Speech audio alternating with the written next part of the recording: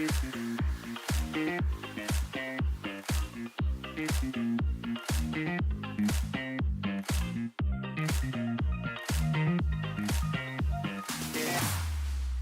we go now.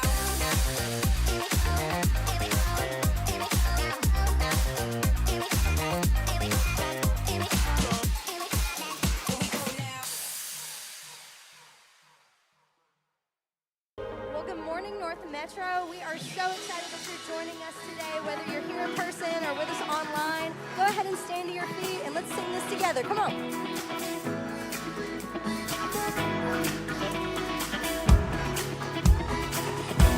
I give you my attention, all my focus, pushing off the limits. In this moment, I feel your spirit moving all around me.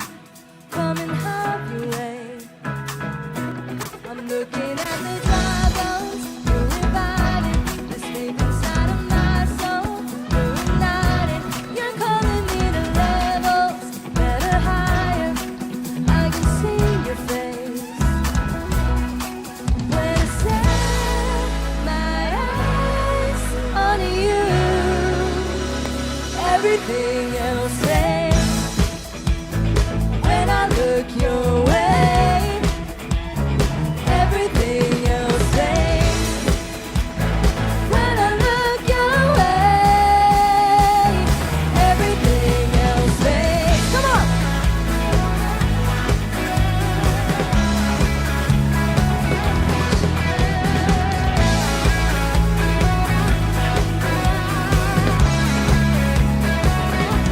To gaze upon your beauty, full of wonder, the world falling behind me.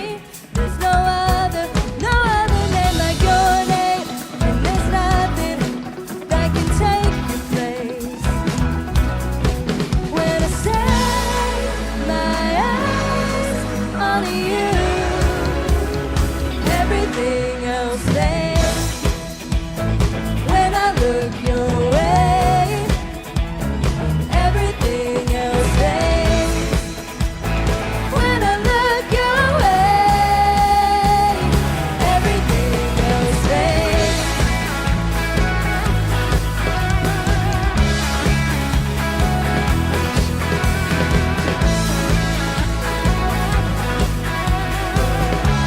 Let's declare this out today. Dancing in the light of your glory, joy is awakening, rising like the sun every morning. Hope is alive in me. Yeah, we're dancing in the light of your glory, joy is awakening, rising like the sun every morning. Hope is alive in me. When I set my eyes on you, when I set my eyes on you, when I set my eyes on you, everything else fades. When I look your way, everything else fades. When I look your way, everything else fades.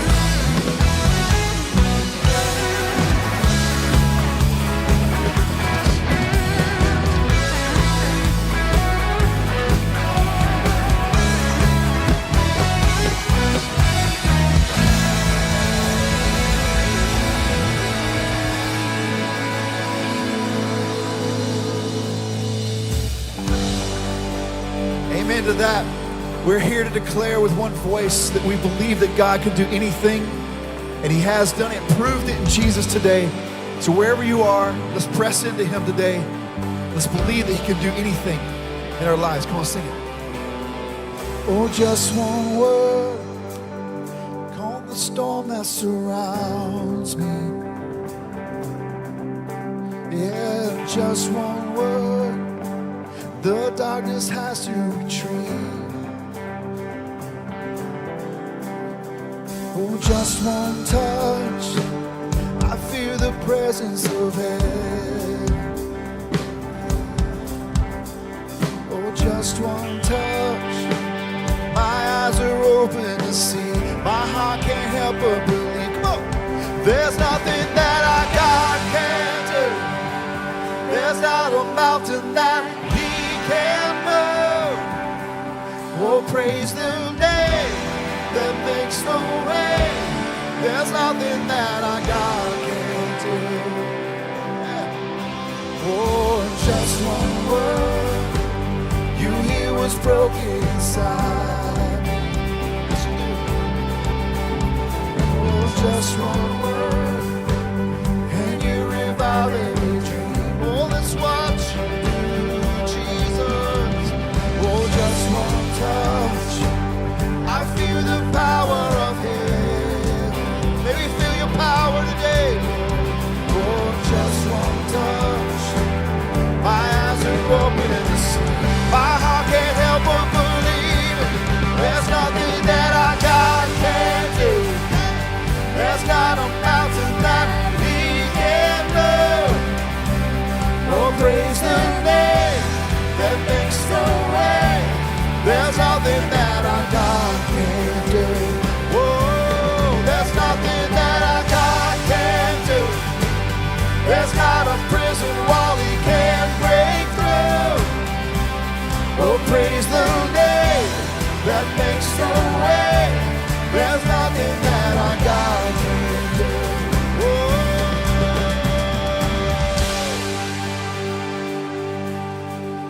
Help us to believe it today. Oh, I will believe for greater things. There's no power like the power of Jesus.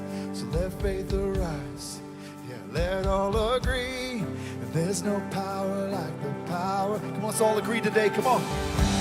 I will believe for greater things. There's no power like the power of Jesus.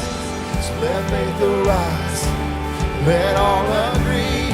There's no power like the power. Let faith arise. I will believe for greater things. There's no power like the power of Jesus. So let faith arise. Let all agree. There's no power like His power. There's nothing that our God can't do. There's not a mountain that He can't move. Oh, praise the name that makes the way. There's nothing that Jesus can't do. Do you believe that our God can do? There's not a prison wall He can't break through. Oh, praise the name that makes the way. There's nothing our God cannot do. If you believe and say, oh, oh, oh, we believe. Oh, oh, oh, for greater things. Oh, oh, oh. There's nothing that God cannot do. Yeah. So I will believe for greater things. There's no power like the power of Jesus. Let faith arise. Let all agree. There's no power like the power of Jesus. Come on, let's rise with the faith today. Let it rise. Yes, Lord, we believe it. We believe it today, God. Help us in our unbelief, God. Help us to press into the more of You today, God. You are up to something today. You've given us breath in our lungs to sing to You, to lift You up, to praise You in our life, to see You moving in powerful ways in and through us, Lord, in this world around us, God. You are up to something, God. But I also acknowledge that, God, it isn't always a great day. It isn't always an easy climb. Some days it's uphill, God. And God, I pray that You would help us to press in and believe that where we are right now is not where we're going to stay. Help us, God. People that are here in person, watching online, God, help us to press in and believe that the grave is empty and there's hope. You proved it. And you wrote the end of the story in your word.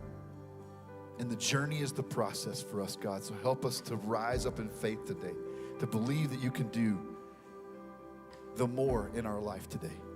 We praise you. We look expectantly to what you want to do and through our hearts and our lives today, God. Change us. We don't want to be the same today. We give you all the glory and all the praise and all the honor. In Jesus' name I pray. Amen. Thanks so much for joining us, guys. You can have a seat.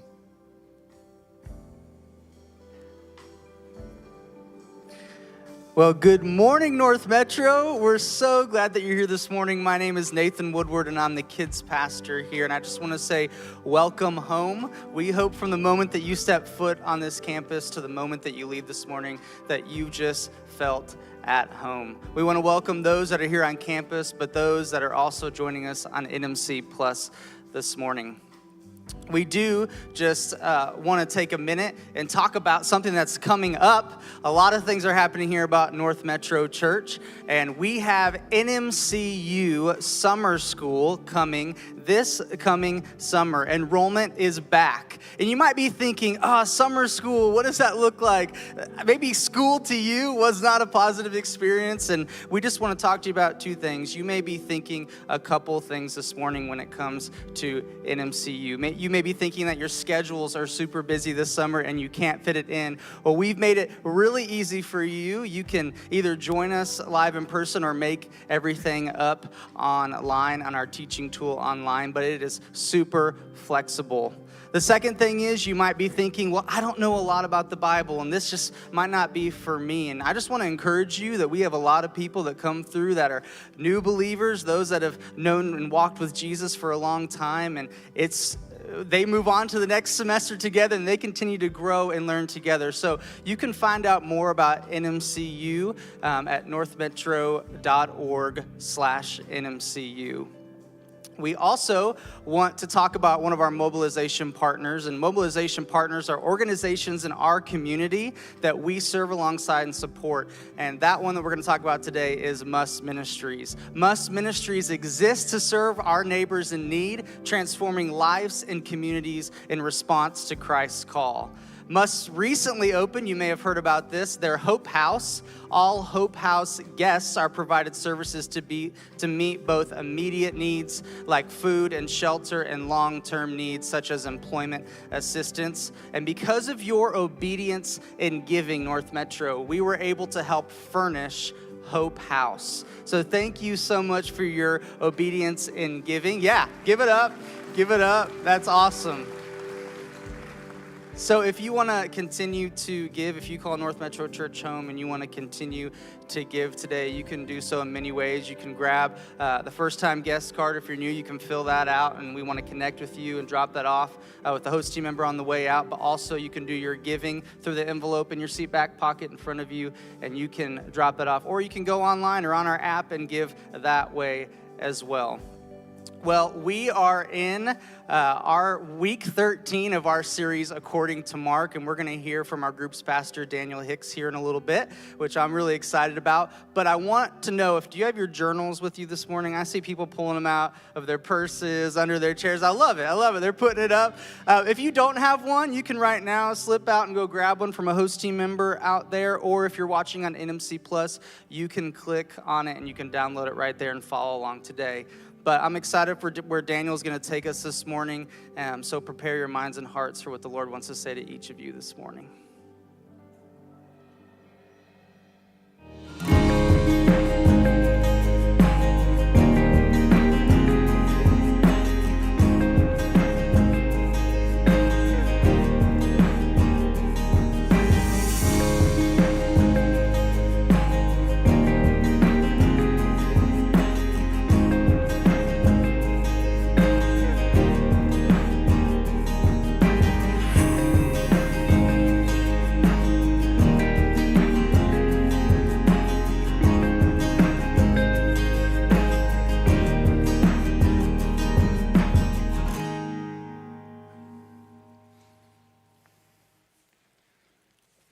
All right, North Metro, everybody doing well?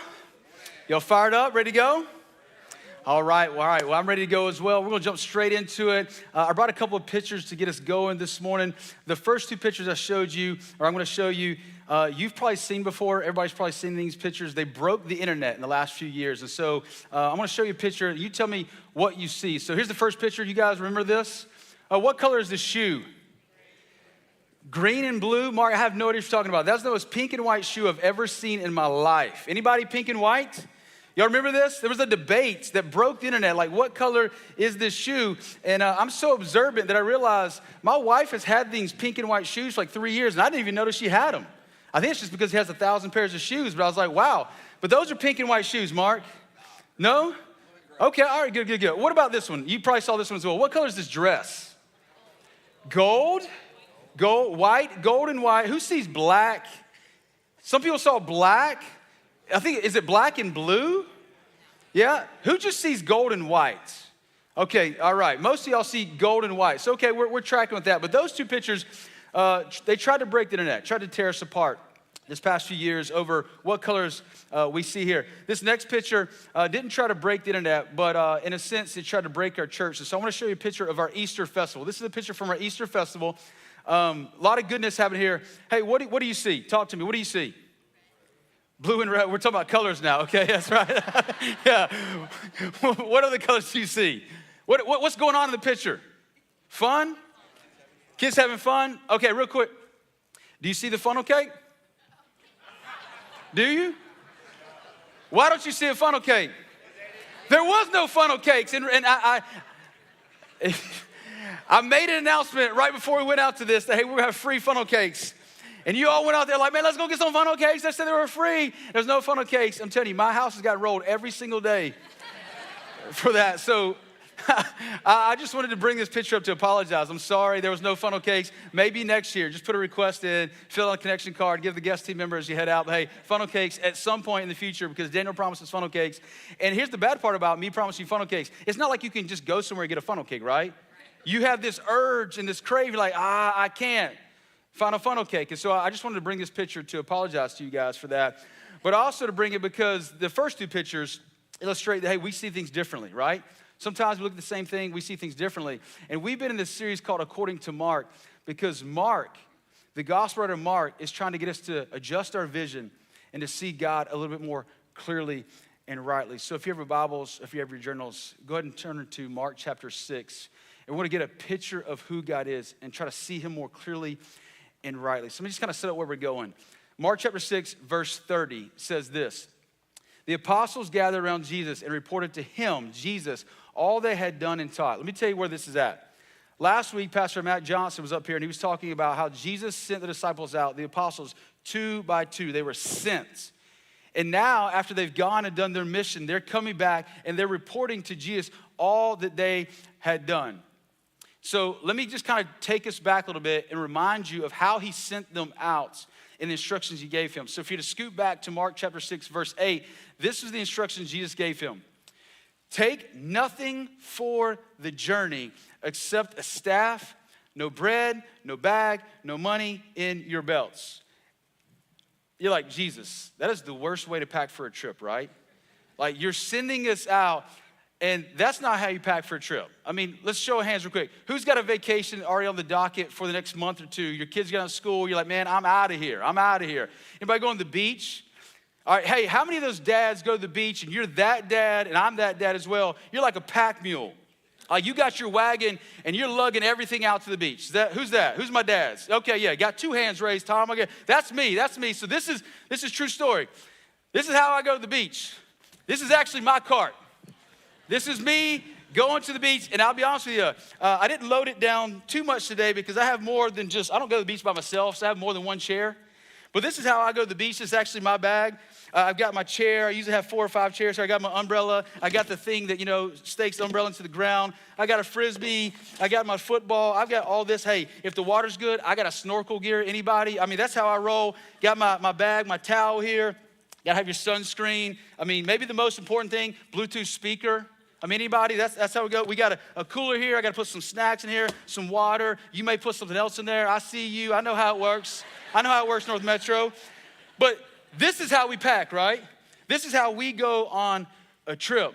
And Jesus tells the disciples when he sends them out, take nothing with you. And they're probably like, are you kidding me? Like, how are we gonna make it? Like, when we go to the beach, we take everything we own. Like, and now you're telling me to go on this important mission and take nothing with me. Like, how am I gonna make it? I think Jesus, in essence, would say, hey, you gotta trust me. You gotta trust me that I can make up the difference. I can cover and I can take care of you. And so they get back and they report back all that they saw Jesus come through on their end for. And then later on in the Gospel of Luke, Jesus is reminiscing with the tribe, the fellows. And he says this, Luke chapter 22, verse 35. He says, hey, when I sent you out without anything, when you didn't have all the goods, when I sent you out without bag or sandal, hey, did you lack anything? When there was a gap and you had to trust me, did you lack anything? Did I come through for you? And they said, nothing. Nothing, they answered. Jesus came through. I think Jesus was putting them on exercise saying, listen, hey, I want you to see that I'm enough. I'm enough. And when you don't have enough, I can be enough for you. A couple years ago, I had a friend. He's still my friend. He actually moved to Kathmandu, Nepal. He and I used to go to Kathmandu, Nepal every year for about 12 years. And he decided to take his family and become a missionary there for about 3 years. And so he goes with this organization, and day one, they drop him into the city, they get him to his house, and as his family's starting to unpack, they say, hey, Tanner, I need you. And so the organization he works with grabs him. I think they may actually even blindfolded him, put him in a car, drove him across the city. When they got out of the car, they took his cell phone, and they took all his money and said, hey, find your way home. Find your way home. It's essentially what Jesus was telling the disciples here. And Tanner's prayer life grew exponentially that day, and he found his way home. And he got a illustration and a real life example that God is enough, and he can come through even when you don't think there is enough. And so the disciples gather around Jesus. They report back, hey, when you sent us out and we didn't have everything we thought we needed, we saw you come through, and now they're reporting back what they saw Jesus do on their behalf. And so we jump into our story today because after they tell Jesus what's going on, he says, hey, great job. I know you're tired. It's probably been stressful. Let's go get some rest. And so they go out to get some rest. And as they're venturing across the countryside, a crowd starts to gather around Jesus because whether we believe it or not, people are interested about Jesus. They want to know more about Jesus. And so the crowd is gathered around Jesus. And so Jesus, it says in the text that he has compassion on the crowd because he sees they're like a shepherd or a sheep without a shepherd, so he starts to teach them. And Jesus, being the teacher he is, and real quick, I think we shortchange you sometimes because we teach for 35, 40 minutes here. Jesus teaches for hours. So if Jesus would come on the stage today and be like, hey, buckle up. Better pack a lunch because we're going to be here for a couple of hours. So he teaches for a couple of hours, and a problem comes up. And so here's the problem. Mark chapter 6, verse 35. By this time, it was late in the day because he'd been teaching so long. His disciples came to him and said, this is a remote place, they said, and it's already very late. Hey, would you send these people away so they can go to the surrounding countryside and villages and buy something to eat? So here's the problem. They're hungry. There's a crowd there. They've been there for a long time. They've got nothing to eat. And say, hey, Jesus, would you actually send them away? And so here's Jesus' solution. The solution is you give them something to eat. You give them something to eat. And they're like, do what? Would you do what? Like have you seen the crowd here? I mean, actually, this is their response. Then in verse 37 says, they say to Jesus, that would take more than half a year's wages. Are you to go and spend that much bread and give it to them to eat? And so they're looking at this situation. They're like, there's no way this can be done. There's no way that we can do this. Actually, the gospel writer John, he records this same story. And this is what he says their response is to Jesus saying, you give them something to eat. He says, Philip, he calls Philip out. Philip said, it would take more than a half year's wages to buy enough bread for each one to have a bite. We can't even feed everybody, just a simple bite. Another one of his disciples, Andrew, Simon Peter, brother, spoke up and says, hey, here is a boy with 5 small barley loaves and 2 fish. But how far will that go among so many? So you got Philip. He's running the calculations. He's the math guy. He's got the spreadsheet out. He's like, Jesus, by my calculations, might have pushed his glasses up and say, hey, by my calculations, it ain't going to happen. It ain't going to happen. Like, I don't know if you're really good at math or not, but you know what? We don't have enough. And then Andrew, I love Andrew. It says he finds a little boy who has 5 loaves and 2 fishes. So I imagine Andrew, he's the guy who's like, hey, I'm going to get it done. I'm going to take some action here. And he goes and confiscates the little boy's lunch. Hey, listen, hey, Jesus, I found a Lunchable. I mean, I went to the crowd. And I found a Lunchable. And you know what? I stole it from the kid. I thought you'd be fine with that. Forgive me. That's your thing, right? Forgive me. And so I got this Lunchable, and it's chicken nuggets, but hey, it's not even Chick-fil-A chicken nuggets, so I don't think it's literally gonna go that far. Like, it's not even good. Like, if it's not Chick-fil-A, have you really even blessed this? So he's like, but this is all we got. This is all we got, and it's not enough. It's not enough. They're looking at the same situation, and they're saying, hey, it is not enough. It's not enough. And they're trying to solve the problem in their own strength, in their limited resources. And then I go to the question when I read this text, I ask this question, hey, is Jesus really asking them to feed the crowds by themselves? Is he really asking them? I mean, the text we saw in Mark, he says, hey, you give them something to eat. But look at this. John, again, another gospel writer telling the same story. He records this in John chapter 6, verse 5. When Jesus looked up and saw the great crowd coming towards him, he said to Philip, where shall we? Where shall we? If you write in your Bibles, have your journal, I would circle that, we. Where shall we buy bread for these people? Now, some of you guys know our friend Ken Kington. Ken Kington, he tells a story about when he was first married. And some of you will identify with this. When he was first married, his wife would come to him and say something like, hey, we need to cut the grass. And he thought, yeah, you're laughing. You're like, okay, yeah, you fell for that trap, right? He did too. He said, oh, this is great. She's going to help me cut the grass. And then he came to realize as time goes on, hey, when she says we, that don't mean like me and you, we. That's like, hey, you need to go cut the grass. Can I get a witness? Yeah. So that happened to me about a month ago. My wife came to me and said, hey, baby, which I love when she calls me baby. She said, hey, baby, which I probably should have known she was up to something because she called me baby. She said, hey, baby, we need to get some WD-40 and spray on the hinges of our door because they're kind of squeaking. First thought was, baby, the fact that you know about WD-40, like I've never been so attracted to you in my life. Like this is amazing. So she goes off to work, I go off to work, I grab some WD-40 on the way home. I come home, I spray WD-40 on the hinges. And I may have left the bottle out so she could see that I did something that day. And so she comes in, she's like, WD-40, and the door doesn't squeak. She's like, did you spray the door hinges? I thought that was something we were gonna do together. I was like, baby, not my first rodeo. Like, I know what you meant when you said we. Like, that wasn't a me and you we. That was, hey, Daniel, would you buy some WD-40 and go spray the hinges? I'm not gonna fall for that trap. But I don't think that's what Jesus means here. I think all that he's been doing with disciples is training them to say, listen, hey, you can't do it in your own strength. He would actually say in John chapter 15 that apart from him, we can do nothing. Nothing. When he says, hey, where are we going to buy some bread? He's trying to click something in their brain to say, listen, don't think about how you are going to do it in your own strength because you can't. Remember when you went out and you took nothing? Remember when you went to the beach and you didn't have all your stuff, but I came through? He's trying to teach them and train them and adjust their vision, adjust our vision to say, listen, you're not supposed to walk through life and do it on your own strength. We're to rely upon him because he is enough. He is the difference maker. He is the King of glory who makes all the difference. And so we rely and trust on him. And so I just came here today to tell you, hey, miracles happen. Miracles happen. We turn our me problems into we problems. We stop trying to live in our own strength and say, this is all I got. This is all I got. I can't do it. I can't make it. This is all I got. And the reality is this is not all you have because you have Jesus Christ, the King of glory, on your side. And you're not called to do it in your own strength. You're called to say, hey, Jesus, this may seem like all I have, but I'm giving it to you. And can you be the difference maker? Instead of me trying to solve my problems, can this be a we thing? I need your help. I need your help. I can't do this in my own strength, but with you, I can do it. You can do it through me. And so the story goes on. They take this little Lunchable and they take it to Jesus. And Jesus, this is all I have. And you say, it's going to be more than enough. It's going to be more than enough. So Jesus takes it, he blesses it, and he tells the disciples, hey, distribute this.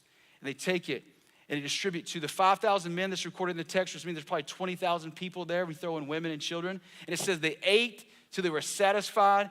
And then Jesus says, hey, listen, grab some baskets and let's take the leftovers. There was 12 leftover baskets. And I'm telling you, you've probably heard this story a multitude of times. If you grew up in church, you probably heard it from you were really small in kids ministry. I love this story.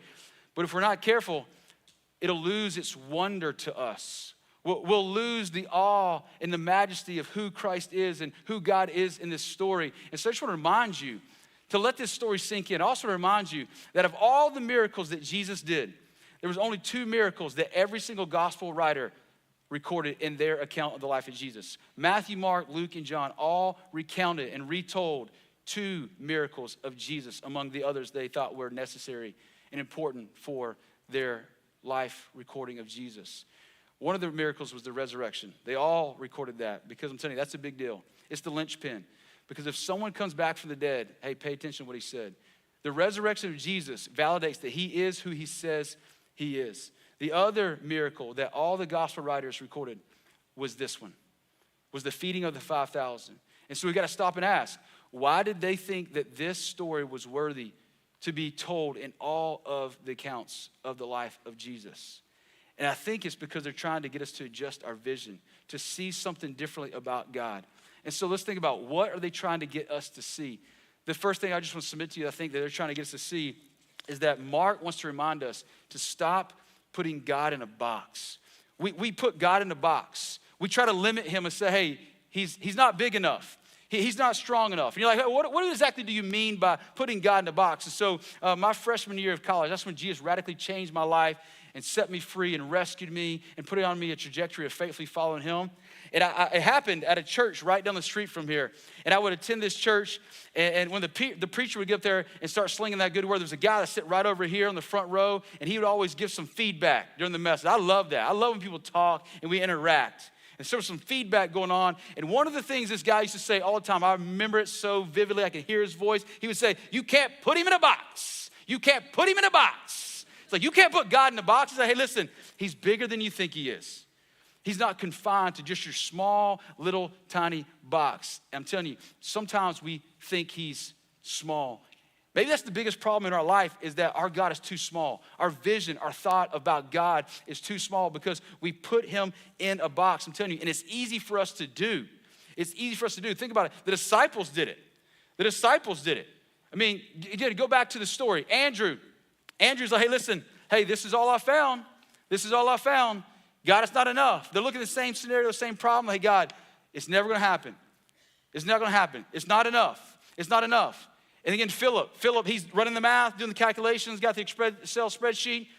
That's the thing, right? I don't even know what an Excel spreadsheet is. Like, that's how non-math guy I am. So I'm like, what is this Excel spreadsheet? So he's running the calculations, and he comes to the same conclusion. Hey, not enough, not enough. Some commentator said this about Philip. He said, Philip, when calculating how much money it would take to buy bread for everyone, left out one small element in his calculations, and that was Jesus.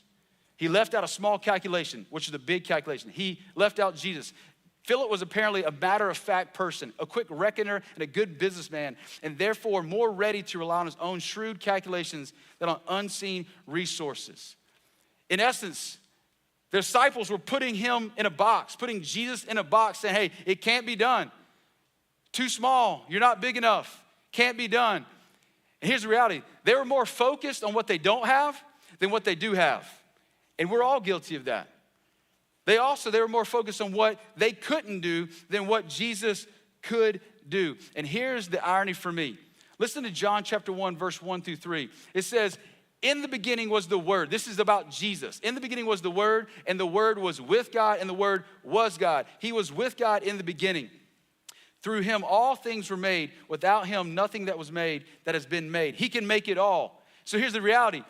They're standing next to the creator and sustainer of the universe. And they're saying, it's not enough. They're putting God in the box, saying, God, we don't have the resources. We don't have the ability. They're putting God in the box.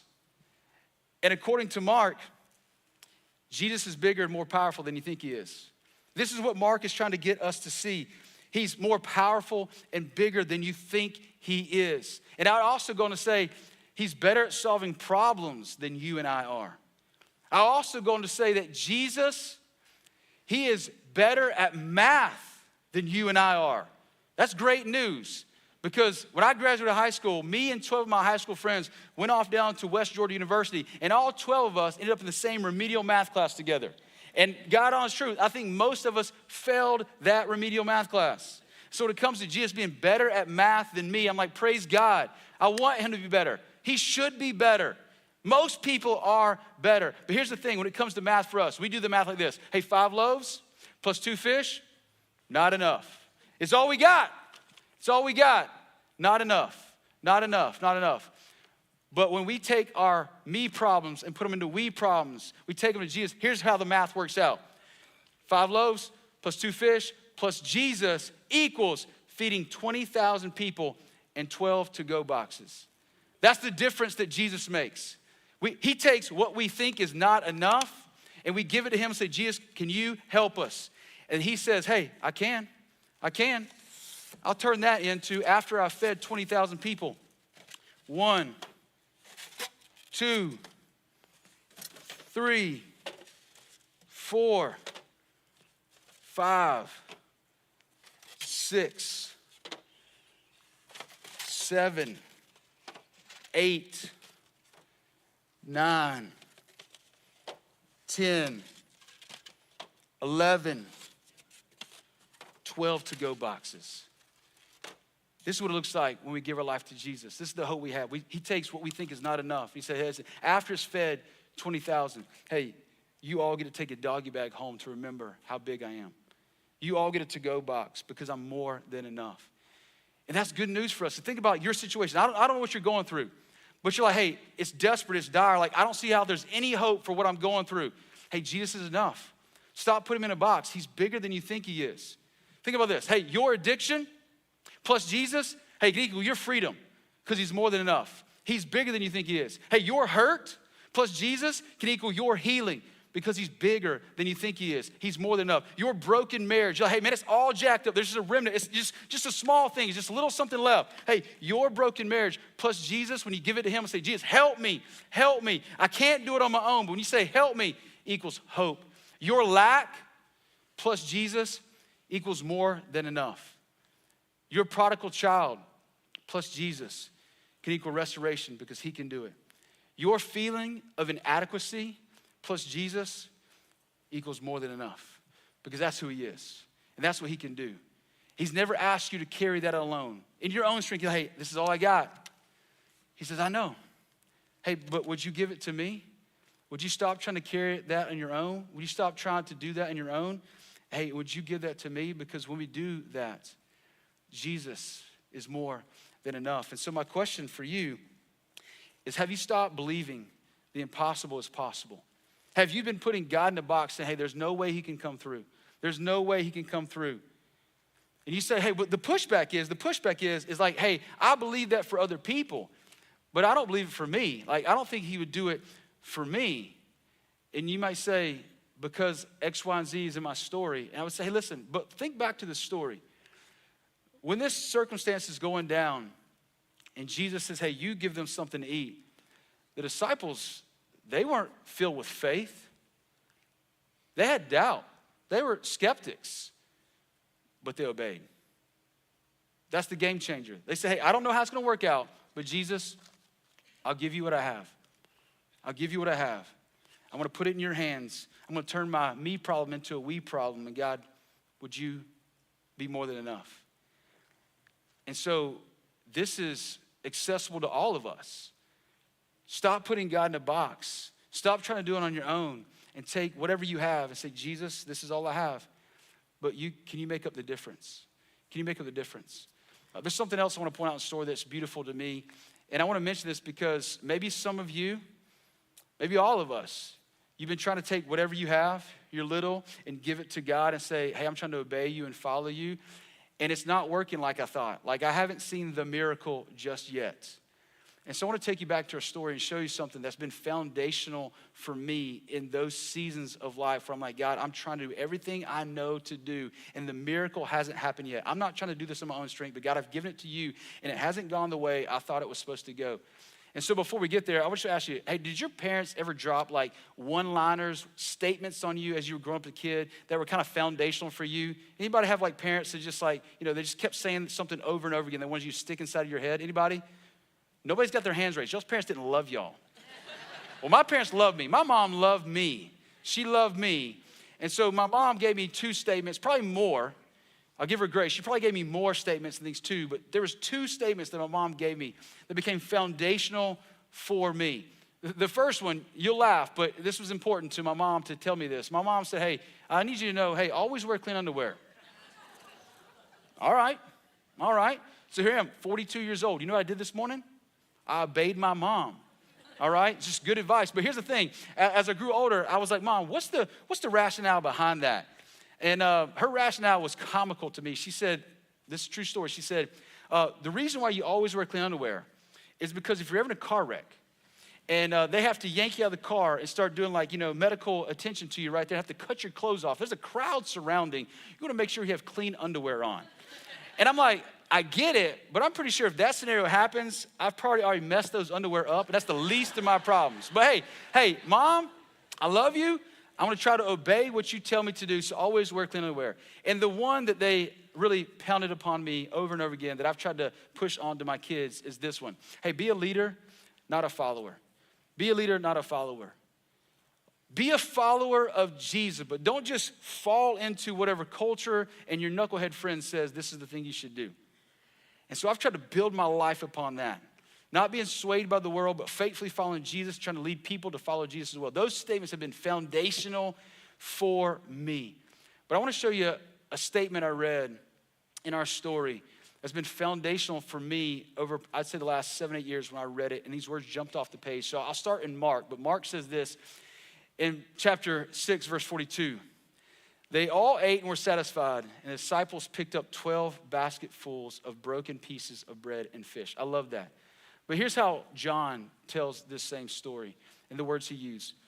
When they had all had enough to eat, Jesus said to his disciples, gather the pieces that are left over. Let nothing be wasted. When I read those words 8 years ago, those words jumped off the page to me. Let nothing be wasted. Those words have been an anchor to my soul. Because according to Mark, and really John, according to Mark, God does not waste anything. God does not waste anything. And I'm telling you, that's important to know. Because maybe you're in a season of life, you're like, hey, Daniel, I'm giving him everything. And it's not turning out the way I thought it was going to turn out. I thought he was big, and I thought, he could do it, and it hasn't turned out the way I thought it was going to turn out. And I'll remind you, hey, I don't fully understand God. Is that okay to say that? Confession to make. I don't have God fully figured out. I mean, matter of fact, we've probably told us before, I've been married 20 years next month, which is amazing. And here's the deal. I haven't fully figured out my wife. Any husband? Amen? Come on. And she would say, if she was here in the room, she'd say, hey, listen, hey, bro, riding with you and for the last 20 years has been like a roller coaster. I sure haven't figured you out. And I'm like, okay. And here's the deal. If I haven't fully figured out my wife, who am I to say I can fully figure out God? I mean, and the reality is, I haven't figured God out, and that's great news. It's beautiful news because I don't want a God small enough that I can wrap my little brain around. That brain that failed out of remedial math his freshman year in college. If that guy could fully figure out the God of the universe, that God's too small. And I want a God who's big and mysterious. I also want to say to you, hey, listen, some people would say, hey, well, I've trusted God and the miracle hasn't happened. I would say, yet. What do I do with that? And people would say, and your mind's probably wander into this land when you're in that scenario, you're probably prone into wonder and saying, if I was God, I would do it differently. If I was God, I would do it differently. I would solve my problem differently. And my response would say, hey, yeah, if you were God, you probably would do it differently. I mean, let's be honest. Today, you're going to get in your car, you're going to go down Barrett Parkway, you're going to get in traffic, you're going to be sitting at a red light, and you're going to be agitated at the traffic around you. And let's be honest, if you were God, and you could do anything you want to, some of those people around you might get a lightning bolt from your finger, right? Let's be honest. That's how you would do things if you were God. Let's be honest. What about this? I have 3 kids, 2 girls, beautiful girls, and a very handsome, much taller than me son. And I have one son. I love him to death. I love all my kids, but think about my one son. If you presented a scenario to me and said, hey, listen, you need to sacrifice your one and only son for a bunch of rebels who will probably never say thank you. Am I going to do it? No. If that's the scenario, hey, you folks on your own. Good luck. Here's the reality. just because I can't figure out God, and just because I can't understand all of his ways, and just because he doesn't do things the way I think he should do things sometimes, doesn't mean that he doesn't love me or care for me. It doesn't mean that he's not big enough. It doesn't mean that he doesn't involve himself in my story, because God wastes nothing. He wastes nothing. I don't know what he's up to sometimes, but I know he's not wasting anything. So to make it real for you, some of you guys know, some of y'all have been pressing in and praying for our family. There's an immediate family member in my family that's super close to me that's been going through a health crisis for the past bulk of the year. And we've been begging God to do what only he can do, to heal and provide strength and to give this person their strength back and heal them. And you've been pressing on and praying with us. I'm telling you, for the bulk of the year, we've been pressing and praying. And God said, we can't, but you can. God, do it again, do it again. And here's the reality. He's not much better. He's not much better health-wise. But I remembered, hey, listen, God doesn't waste anything. He doesn't waste anything. And so the conversation with this individual has turned to, as we've been praying for health and God do it and perform the miracle and restore his health, we've also been saying, hey, but if God's not wasting anything, what do you think God's up to in this? And the conversation has turned towards, hey, this is training. This is preparation. This is character building. I don't know what God's up to. I don't know why he hasn't come through the way we wanted him to come through at this moment, but he is not wasting this. He's investing this. He's training all of us in this. This is why James, the half-brother of Jesus, would say this in James chapter 1, verse 2. He says, consider it pure joy, my brothers and sisters, whenever you face trials of many kinds, because you know that the testing of your faith produces perseverance. Let perseverance finish its work so you may be mature and complete, not lacking anything. He says, hey, consider it pure joy when you're going through stuff, when God doesn't do what you think he should do in the way that you think he should do it. He says, take joy in that. And he says, because you know, what do you know? That God doesn't waste anything. He's up to something. I don't know what he's up to, but he's up to something. Let's hold on to hope. Let's let that be an anchor for our soul.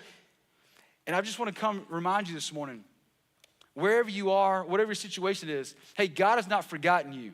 He has not forgotten you, and he does not waste anything. I don't have you fully figured out, but I know that he's investing in you, and he's doing something because he's in control, and he does not waste anything. And so all four of the gospel writers, Matthew, Mark, Luke, and John, they tell of this miracle. And I think they tell of the miracle to remind us and drive some roots deep into our heart to say, listen, hey, stop putting God in a box. He's bigger than you think he is. But I think they also want us to see that, hey, God doesn't waste anything. He doesn't waste anything. But I would also say that this story illustrates our deep need for community in our life to remind us of these truths. Because the circumstances of our life sometimes can speak so loudly to us that we forget about the things of God. We forget to see God clearly. We forget that God is able and big, and we start to put him in a box and start to take things back in our own hands and do it in our own strength. We forget that, hey, God's up to something, and so we give up and we lose hope. And so we need people around us to remind us of these truths. And I illustrate the reason we need community in this way. So the disciples, we started out, they're sent out, they've got nothing. Hey, they don't pack their bags like we pack their bags to go to the beach. They've got nothing. But Jesus said, listen, hey, remember that time that I told you to go out and you had nothing? Hey, did I come through? You sure did, because you're big enough. You're big enough. They move out of that into, hey, we fed the 5,000s. We didn't, but you did. We took our Lunchable that we stole from some kid. We gave it to you, asked you to forgive us for stealing from a kid, and then you multiplied it to the point that, hey, listen, now we've got to-go boxes. Every disciple, I believe, got a to-go box. That's why I think there's 12 to-go boxes. You say, listen, I want every single one of you disciples to have a reminder that you don't need to put me in a box. I'm bigger than you think I am. And I want you to have a reminder, hey, listen, I don't waste anything. I don't waste anything. And so with that as the backdrop, you get into Mark chapter 8. The disciples and Jesus, they face the same scenario. The crowd gathers. Jesus has been teaching for a long time. And then it says, hey, these guys they're hungry. Hey, can we feed them something? Jesus says to the boys. What do you think the response was? Was it this? Was it A? Lord, do it again? Hey, we saw you do it again. We saw you. Like, man, you've come through time and time again. You're able. Or do you think it was this? Oh, no. What are we going to do? Which one do you think it was? It was, oh, no, what are we going to do? And it's comical to me because in this episode, there's only 4,000 men, which means there's less people here. Like, you think they'd be like, hey, do it again. Then there's not even that many people here. Like, we just need half the Lunchable. And they're like, oh, no, what are we going to do? And it's comical to me. Listen to what one commentator said about this episode. He said, some scholars argue this specific miracle in Mark chapter 8 never happened. They claim that this was merely a retelling of the feeding of the 5,000. Their main argument is how could the disciples forget Jesus' previous work so quickly? How could they forget? He goes on to say, even mature Christians, having experienced God's power and provisions, sometimes go on acting in unbelief. This shouldn't be so surprising after all. This is why we need community. This is why we need to be deeply plugged into the life of a church and have people in our life who are oriented to what's going on in our life, who know the fight that's against us, who know our tendencies, people that we can be open and honest with, to say, listen, this is where I'm at. Help me think rightly. This is why Mark is writing to us to say, think rightly about this. The circumstances might say, hey, God doesn't care, or he's gone, or he doesn't love you. You should just go ahead and put God in a box. But we need people around to say, listen, no. Hey, here's what the word says. And I know he hasn't come through right now, but don't give up on hope because God wastes nothing. God's up to something. I mean, this happens in my life. I mean, to be honest with you, I've been in church for almost 43 years, been a Jesus follower for the half of that. And I'm telling you, when I get that phone call, you know what that phone call is, or I get that piece of mail and I open it up and it looks like bad news, I'm telling you, my freak out meter goes straight to freak out. There's like no faith, like God's gonna do it again in me. I get there, but you know how I get there? I get there mainly from the people around me. Specifically, I'll go to people like my wife, and I'm like, hey, baby, hey, here's what's going on in my life. Here's what I'm feeling. I mean, I feel like God's in a box. I feel like he doesn't care. Baby, we don't have enough. And I can hear a sweet voice. She'll say, baby, and I love it when she calls me baby. She'll say, hey, why do you always go to freak out mode when all you have is a history of God's faithfulness? And she reminds me to look back over and say, hey, listen, I can look back with hindsight being 20/20, and he's never let me down. Yeah, it hasn't turned out the way I thought it should work out all the time, but I can see back with clear vision. God's always been up to something in my life. Nothing's been wasted. And I'm telling you, in isolation, your thoughts will just spiral downward. You'll continue to keep him in a box. You'll continue to try to white knuckle it and do it on your own. But when you have people around you that you can be honest with and open with and say, hey, this is where I'm at, they can remind you, hey, listen, hey, let's not put God in a box. He doesn't waste anything. Let's keep going. Let's keep going. This is why we need each other. This is why we need community. This is why we always tell you, jump into a community group or a connection group, meet some people. You already know some people. Maybe invite some people that you like, who seem to like you, and say, hey, listen, can we go to coffee? Can we start having breakfast together on a regular basis? And can I start being open and honest with you? You don't need to tell everybody where you're at. You need to tell somebody where you're at.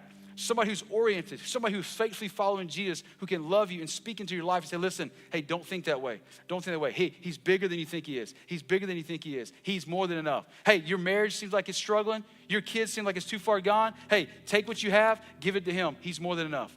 He is able. Stop putting him in a box. This is why we need each other. And this is why we need the church. And so just a moment, we're going to stand as a church, and we're going to sing a song of hope, of belief that God is able and strong. And I pray you sing it with all of your heart and you believe it. And as a response, we stop putting God in a box and say, God, you are big and you are able. I'm going to put all my eggs in your basket and I'm going to faithfully follow you. And even if it doesn't turn out the way I think it's going to turn out, I'm still going to hold on to hope that you're good, you're with me, because I know that you waste nothing. Let me pray for you, church. Father, I love you. I do. I don't deserve your love, but God, it was never based on my performance. So God, I rest in that. I thank you for your word. I thank you for you putting on flesh and walking amongst us to show us who you are. So we don't have to guess at what you're like. You took on flesh and you walked amongst us and you interacted with people to show us who you are. God, I pray our vision has been shifted this morning to see you a little bit clearly, to see how big you are, so that we will stop in our own strength trying to make sense of all this. But God will give it to you and say, God, here's what we have. And we turn our we problems, our me problems into a we problem. So God, help us. I pray for those who feel like they're at their last straw. It feels like it's going nowhere. Maybe it's their marriage or their kid, or they got a financial crisis or a health crisis, and they're just tempted to give up. God, I pray they'll hold on, realizing that you're good and you're with them. You're not limited. You're able. You're capable. You're big. You're amazing, and you love them. And even if you don't work out things the way that we think they should be worked out, God, I pray that we hold on to hope, that you are not wasting anything. You're not just messing around with our life. You're not distant. You're not aloof. You're right here with us, and you're investing in our life for something. We don't know what it's going to be. But God, I know all of us can look back with hindsight being 20/20 and say, yes, I saw it. I see it with clarity. He was up to something. It was a setup. It was a setup for something he wanted to do in the future. So God, help us to hold on to hope. Help us to believe that you're big. Because you are. You're so good. And God, help us to dive into community that can remind us of these things. Because God, left to our own device and our own thoughts, we'll drift into places that we probably don't need to be. We'll start believing lies of the enemy that are not true about you. And so God, help us to believe the truth and be anchored on the truth and know the truth. So the truth can set us free. So God, help us. We love you, Jesus. We bless you. We believe in you. It's in your beautiful and holy and magnificent name we pray. Amen.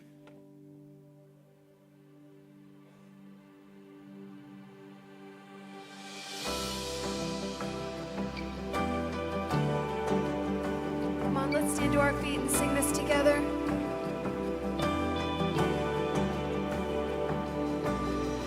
They say this mountain can't be moved. They say these chains will never break. But they don't know you like we do. There is power in your name.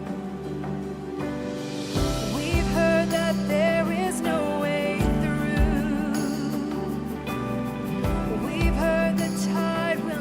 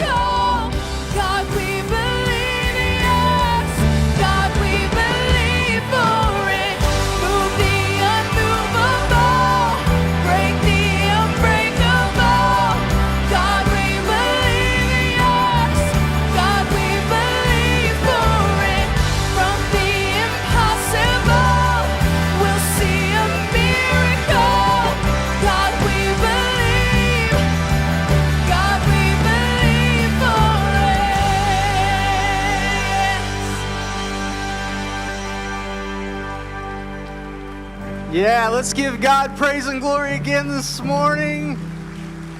Aren't you glad you came this morning? So good, so good. Well, North Metro, I'm so glad you spent your Sunday morning with us. We love worshiping with you. And I'm going to close very similar to what Jess did a couple weeks ago because I think it's so good.